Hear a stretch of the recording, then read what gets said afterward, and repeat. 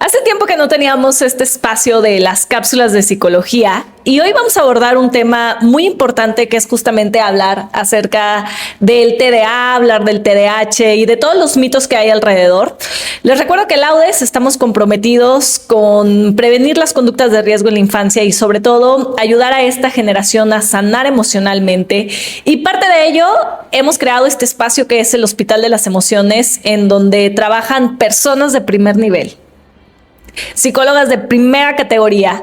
Y justamente en este episodio me acompañan dos de las mujeres más impresionantes que yo conozco, que es la maestra Hilda Rodríguez y la licenciada Ana Daniela Salas, que son especialistas en el tema del TDA, del TDAH, no únicamente en la teoría, sino sobre todo en la práctica y en lo que observan todos los días.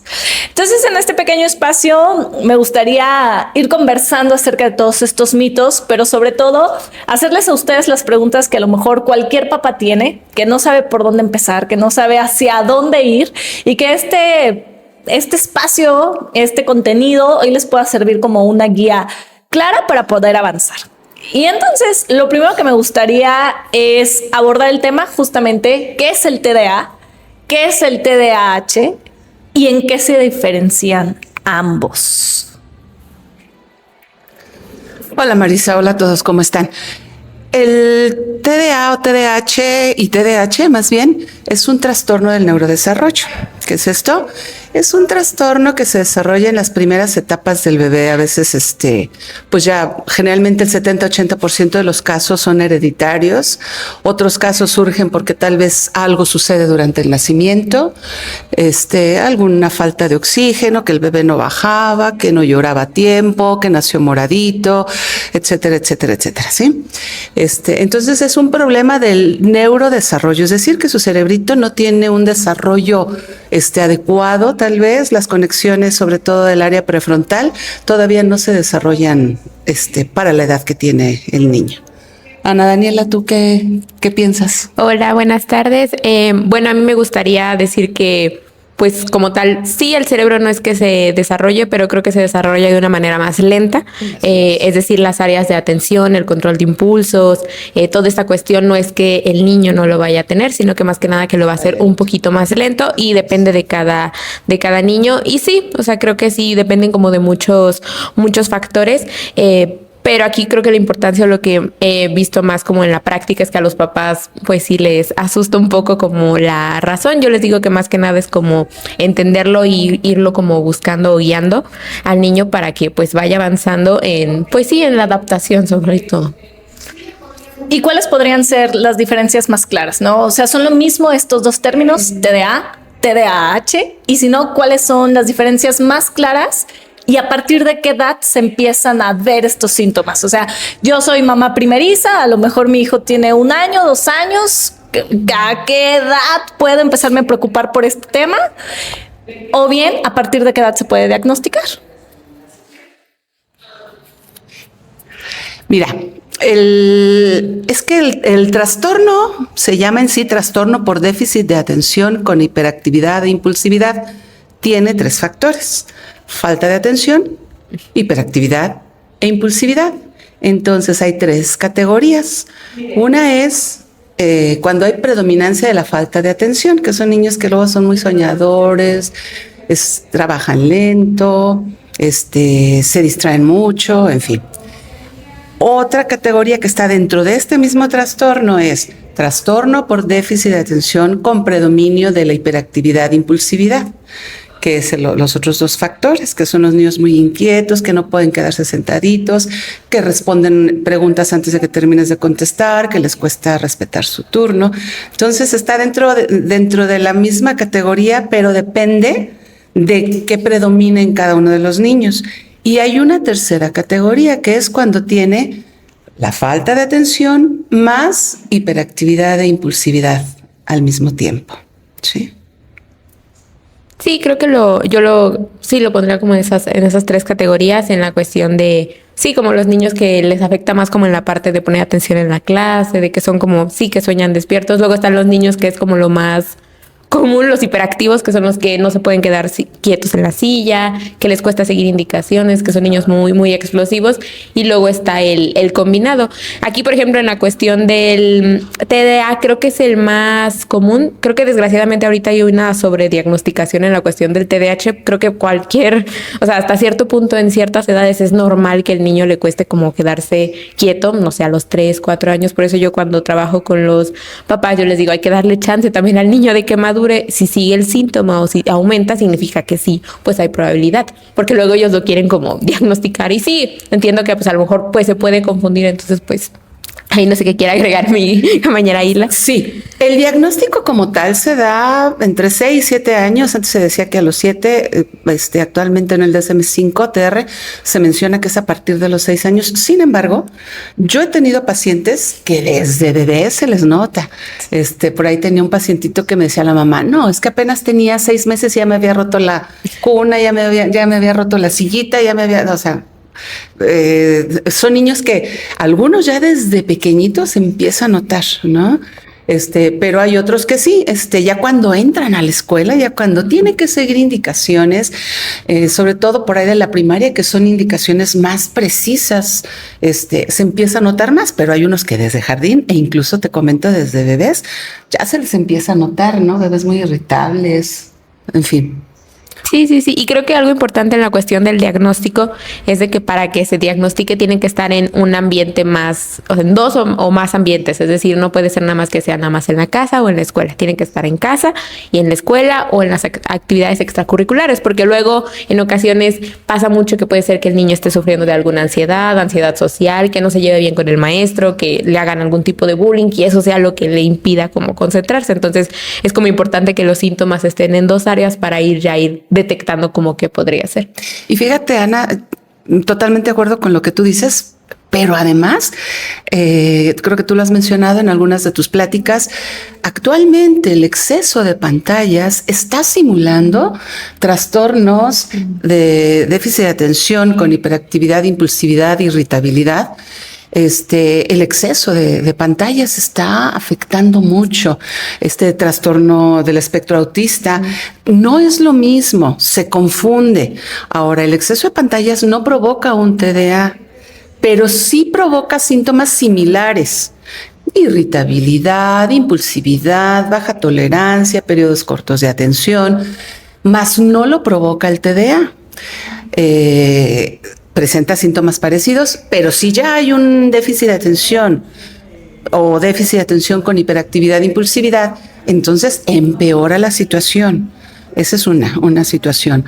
Hay otra, no sé tú qué piensas, Ana, pero también, por ejemplo, la falta de límites también afecta muchísimo, ¿no? Que de pronto son niños que no hay límites en casa, que son muy consentidos. También puede generar algo de desobediencia que luego confundimos con TDA. Sí. Y creo que precisamente ahí va un punto importante como en esta parte, que muchas veces los papás, yo los llego a ver muy cansados en cuestión de que ya ocuparon todas las estrategias como conductuales que tienen, y a cada rato es que en la escuela les estén hablando, que ya hizo esto, que ya hizo otro, entonces obviamente se cansan, y lo entiendo, o sea, creo que pues no es fácil, creo que ser papá es complicado, ser papá de un niño con TDAH más, entonces creo que aquí la cuestión es de que muchas veces la gente cree que es por falta de límites, porque dicen que el TDAH se da porque usan muchas pantallas, por diferentes razones, y creo que esta cuestión no es que lo ocasione, sino que lo puede empeorar los síntomas, o sea, los puede agravar más. No es que sea la razón, pero obviamente un niño que tiene más rutina, por ejemplo, la cuestión de los límites, una cuestión de regulación emocional en casa, todo eso hace que el síntoma se disminuya, y esa es otra cosa cuando yo hablo con los papás. En cuestión de hiperactividad, es un síntoma pues común en estos 2 tipos de TDAH, va bajando conforme va madurando el cerebro, por eso los adolescentes es diferente cómo se presenta un TDAH en un niño que en un adolescente. A lo mejor los adolescentes son más impulsivos en la toma de decisiones, les cuesta organizarse. También siento que es que les tengan un poco de paciencia, y obviamente el apoyo como terapéutico o en trabajo interdisciplinar pues ayuda a que el síntoma pues baje, vamos a decirlo así. Ahora hay dos preguntas importantes, ya digamos en la parte hacia afuera, ¿no? O sea, en la parte con la sociedad. La primera ¿es considerada una condición? ¿Es considerada un trastorno? ¿Es considerada una enfermedad? O sea, ¿cómo lo podemos nombrar? Es la primera pregunta, porque creo que muchos papás se enfrentan a llegar a la escuela y que tengan miedo de que sus hijos sean señalados, de que sus hijos sean vistos como el enfermo del salón, de que sea segregado, ¿no? Incluso tuve la oportunidad de platicar con una mamá, con dos mamás que sus hijas son compañeritas, y una mamá le decía a la otra: mi hija todavía incluye a la tuya sabiendo que tiene el problema, ¿no? O sea, entonces es como, ¿hasta dónde... ¿cómo se le puede llamar? O sea, lo sabemos en el término, pero me gustaría que se lo explicáramos a los papás. ¿Y cómo hacer frente a la sociedad? O sea, les cuento a la gente que mi hijo tiene TDA, y si tiene TDA, ¿es funcional? ¿No es funcional? O sea, ¿qué onda con esta parte de integrar a mi hijo a la sociedad de una manera positiva? Mamá, papá, antes de continuar con este gran episodio y esta cápsula de psicología, quiero recordarte que Laudes, especialistas en salud emocional e inteligencia emocional desde hace más de 16 años, hemos creado para ti un taller virtual para papás de niños con TDAH, en el cual vas a aprender qué es este trastorno, cómo se ve esta condición y sobre todo herramientas prácticas, las mismas que utilizamos en consultorio individual, para que tú puedas aplicarlas desde casa, compartirlas con tus maestros y que entonces en conjunto busquemos una mejora en el desarrollo de nuestros hijos. Acuérdate que con el amor adecuado, las herramientas adecuadas, sobre todo la paciencia y las instrucciones claras, haremos que nuestros hijos tengan una vida feliz, próspera y funcional. Y ya sabes, dale clic aquí en suscribir para que te aparezcan todas las notificaciones cuando tengamos una próxima cápsula de psicología. Creo que ahí yo, trabajando con los niños, yo sí les digo a los niños que tienen como les digo a los papás que pues los inviten, porque creo que ellos mismos se dan cuenta, ellos dicen que a lo mejor pues soy un niño problema, soy muy desobediente, soy muy activo, y yo mismo, o sea, yo les digo como cada persona pues es completamente diferente, entonces tu cerebro trabaja de una manera diferente. A mí me funciona mucho ocupar una metáfora de un carro de carreras. Yo le digo, tú eres como un Ferrari. O sea, tú eres un Ferrari que tiene mucha potencia, entonces tu cerebro va muy rápido, pero eso también tiene sus ventajas. Significa que aprendes rápido, que puedes cambiar de actividades, que puedes hacer multitasking. Entonces también yo les digo, no es claro que te cuesta hacer ciertas cosas, porque más que nada también es como ellos entender pues qué me está pasando. Con adolescentes decirle, no es que seas mal estudiante, es que tu cerebro trabaja diferente y necesitas otras estrategias para aprender a estudiar. Y eso ayuda también, como el tener como un diagnóstico ayuda como a tenerlo un poquito más, pues sí, más tranquilo, y que sea como más funcional, y sobre todo a los papás les da pues cierta paz, porque ya saben por dónde darle. O sea, ya digo, bueno, tiene TDAH, entonces neurólogo, nutriólogo. O sea, creo que es algo como interdisciplinar. Y en la cuestión de que si es discapacidad o no, o sea, no es una discapacidad, es un trastorno, es una condición. Entonces creo que más que nada es como, yo se los manejo como que simplemente tu cerebro es diferente. O sea, y creo que en cuestión así, pues todos tenemos cerebros diferentes. O sea, simplemente tú te sirven unas estrategias a lo mejor más fáciles o más difíciles que otros niños, y eso está bien. Sí, totalmente de acuerdo con Ana. Sí es importante recalcar esta situación. Los diagnósticos sirven como guía para el seguimiento, no como etiqueta, ¿no? Porque luego llegan a utilizar la etiqueta algunos nenes como para disculparse, ¿no? O como para que déjame menos tarea, que sí es una estrategia, dividir tareas por hacerlas más pequeñas, más cortas, más que no se justifiquen con el diagnóstico para no hacer cosas, ¿no? Ahora, ¿cuáles son cuál es el trastorno que más se nota? Pues obvio que es el de la hiperactividad e impulsividad. Que se asocia más con niños que con niñas. El problema es que también tenemos niñas que pueden tener déficit de atención, pero solo con predominio de la falta de atención, y luego no son canalizadas para un seguimiento, ¿no? Sí creo que deben de saber los maestros, deben de saber los niños, deben de saber los papás, pero no para marcar una diferencia, porque a final de cuentas, como ya lo dijo Anita, todos somos diferentes, todos funcionamos diferentes. Unos sabrán cantar muy bonito, otros sabrán bailar muy bonito, algunos son muy buenos para las matemáticas. Esto de las inteligencias múltiples es una maravilla.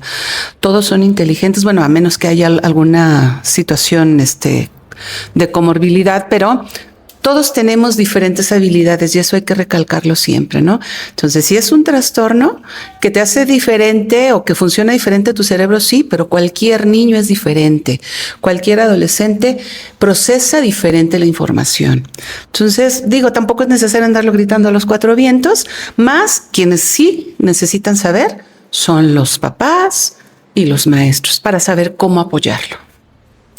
Sí, creo que ahí yo agregaría una cuestión como con los maestros, trabajando con algunos maestros, me doy cuenta que a veces pues no saben bien cómo, sí, se asustan porque dicen pues no me hace caso, ¿no? Y yo entiendo, pues tienes 30 alumnos, no te vas a dedicar a estar nada más con uno. Aquí la cuestión es esa, como decía Hilda, no se trata de justificar porque luego los niños son muy inteligentes y dicen, bueno, entonces ya no entrego todas las tareas.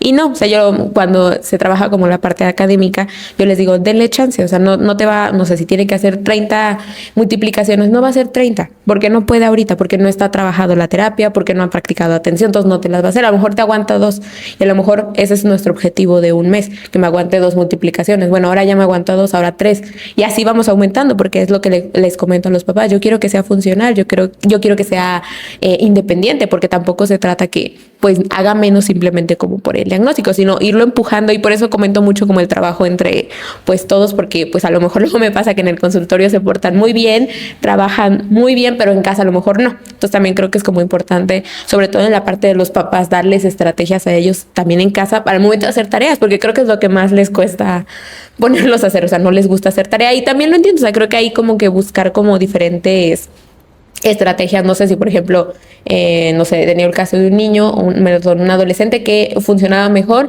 si aprendía si comía algo cuando estaba aprendiendo. Él pues probablemente hay un TDAH. Entonces, aquí la cuestión es ver qué le funciona. Y creo que esto en general, o sea, independiente con o sin diagnóstico, creo que es bueno que tú sepas qué estilo de aprendizaje tienes para ver si así funcionas. Porque a lo mejor si tú estás intentando leer porque así lo dicta, a lo mejor la escuela o pues sí, o creo que la sociedad, pues no te va a funcionar porque a lo mejor tú eres más kinestésico y aparte le sumamos el TDAH, no me vas a aguantar. A lo mejor te funciona más, no sé, ponerte a contar con Legos o ponerte a hacer el modelo con plastilina. Y creo que más que nada es eso, o sea, como que ayudarles ahí en esas estrategias.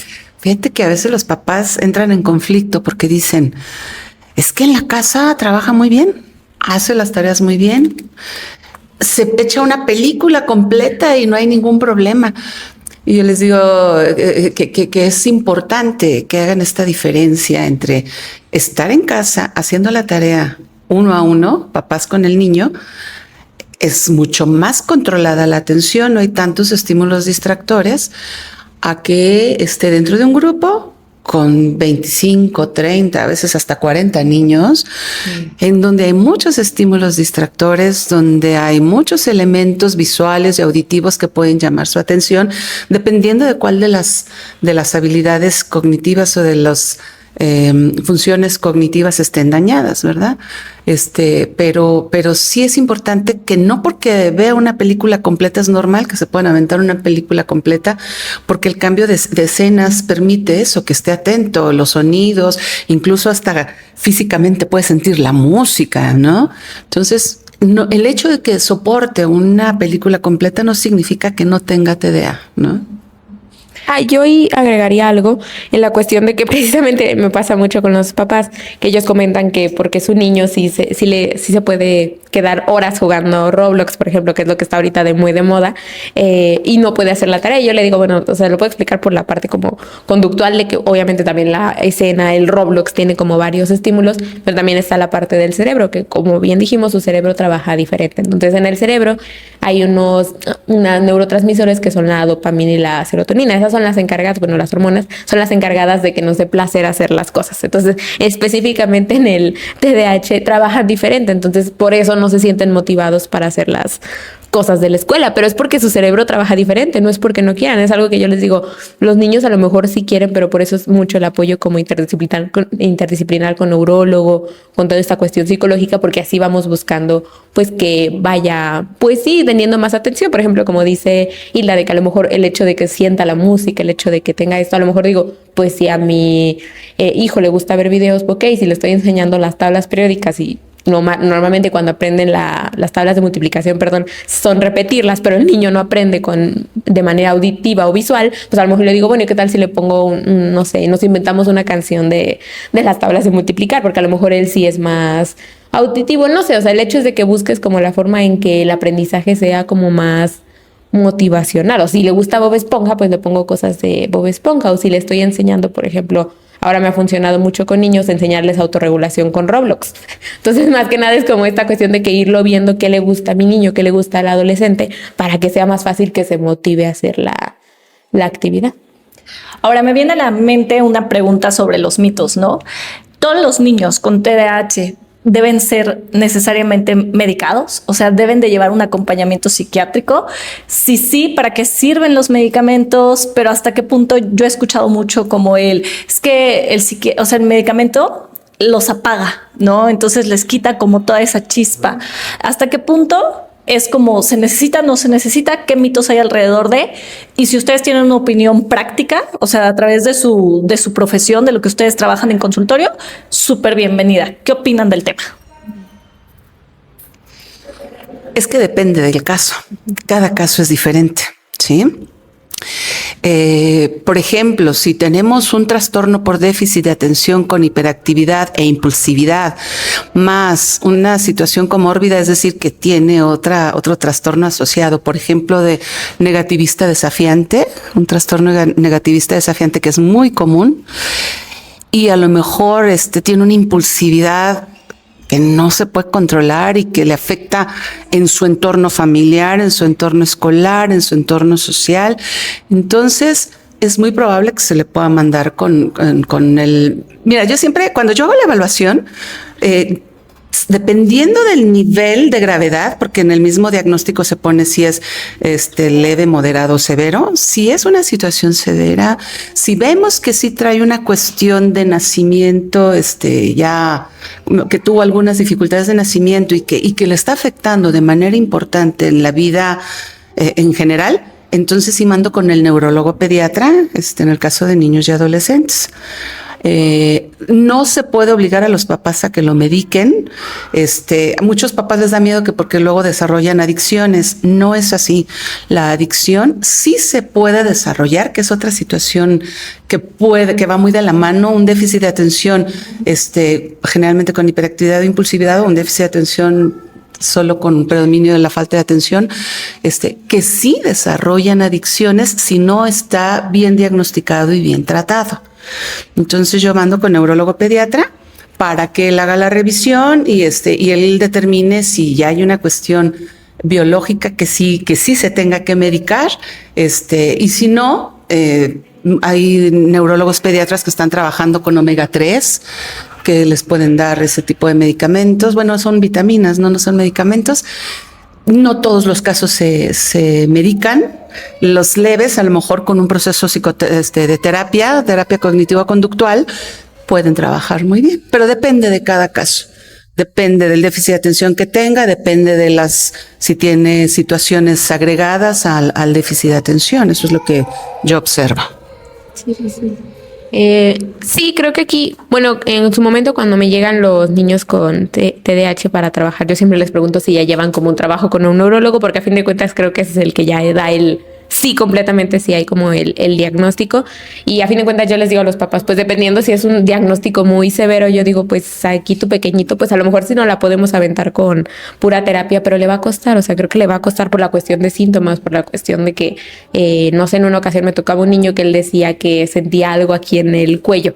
Él decía que sentía algo en el cuello cuando quería poner atención. Entonces significa que era como que no, ansiedad, no podía prestar atención. Yo digo, en esos casos, pues creo que es importante como que tengan el apoyo como neurológico. No en todos los casos se requiere. Hay veces que los niños, como dice esta Hilda, no es necesario porque lo regulan bien. Hay otros casos en los que no. Entonces, creo que aquí la cuestión es esa, como que apoyarse con el neurólogo para ver qué tan necesario es, qué tanto no, pero no es como una ley. Esos mitos a lo mejor de que dicen que se van a quedar dormidos, así, puede ser que sea que el medicamento no le caiga, o sea, puede ser que por su cuerpo, por cualquier cosa no le cayó y puede ser que lo llegue a dormir, pero no necesariamente es que todos los medicamentos te duermen. Eso creo que ya es más un mito. Ok, muy bien, chicas, pues se nos ha acabado el tiempo. Está buenísimo el tema y creo que daría para 3 horas. Vamos a dejar a los papás en ascuas, ¿no? Para una segunda edición. Pero, y si tienen dudas, claro que nos dejen aquí abajo en la cajita de descripción. Aquí abajo. Pero, ¿con qué les gustaría dejar a los papis? O sea, los papis que hoy tienen tantas dudas, que dicen, híjole, es que no sé si mi hijo tiene, si no tiene, y si ya tiene, ¿qué va a pasar con él en el resto de la vida? Y me da miedo. O sea, ¿con qué lección, con qué mensaje les gustaría cerrar y dejar a los papitos que hoy nos están escuchando? Que no se angustien, que no se preocupen, que se ocupen, que acepten. Muchos papás luego no quieren aceptar que su hijo tiene alguna dificultad, que no sientan que está de por medio su rol como papás, que entiendan que todos somos diferentes, que se remonten un poquito a sus épocas infantiles, cuando ellos también tenían dificultades, cuando ellos también, muchos de ellos también seguramente presentaban las mismas deficiencias o dificultades, que no se preocupen, que atendiéndolo, que trabajando con los niños las cosas mejoran, brindándole un ambiente organizado, donde estemos atentos a las necesidades de los hijos, donde los acompañemos en este proceso, donde les brindemos lo que necesitan en cuestión de medicamentos, de terapia, de la cuestión emocional, que los acojan, que no se desesperen, que no los rechacen, porque muchas veces el rechazo genera más ansiedad y más falta de atención, y que trabajando en equipo, todos los implicados, maestros, papás, niño y nosotros psicólogos, podemos sacar adelante a los niños, podemos ayudarlos a que funcionen mejor. ¿Cuántas personas importantes en el mundo? Phelps, yo siempre pongo de ejemplo a Phelps, el nadador, medallista olímpico, o sea, buenísimo, él tenía déficit de atención. O sea, tienen también cosas muy positivas, son muy sociables, son muy sensibles, son chicos que pueden dedicarse a muchas cosas, ya nada más hay que enseñarles a que las terminen. Pueden ser empresarios exitosos, pueden lograr sus metas, y más si los ayudamos desde edades tempranas. Y nunca es tarde. Infantil, primaria, secundaria, bachillerato, siempre es un buen momento para ayudarlos. Bueno, por mi parte creo que yo podría decir que lo que les puedo decir hasta ahorita es de que admiro mucho el trabajo que hacen como papás. Creo que hacen pues lo mejor que pueden con lo que tienen, pero creo que el mensaje principal, lo que le podría decir es de que no tienen que hacerlo solos. Creo que esa es la parte más importante, de que pues podemos ayudarles en ese aspecto, el tener un diagnóstico, el saber qué hacer pues en la parte de límites, en rutina.